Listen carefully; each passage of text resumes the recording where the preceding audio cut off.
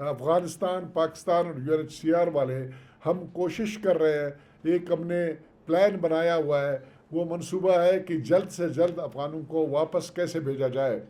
تو اس کے لیے جس طرح انہوں نے کہا کہ $550 ملین کی ایک پیکیج ہم نے بنایا ہوا ہے، ہر جو واپس ہونے والا افغان مہاجر ہوگا اس کو تقریباً 4 لاکھ پاکستانی روپوں کے برابر پیسے دیے جائیں گے، تاکہ اس کے سفر کے خرچے جو یہاں سے ہیں وہ کور کیے جائیں،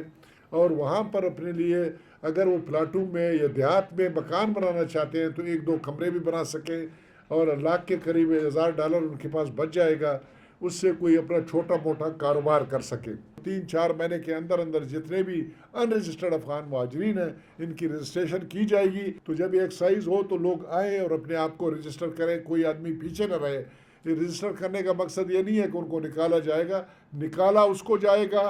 اس کو باہر پھینکیں گے جو اپنے آپ کو رجسٹر نہیں کرے گا۔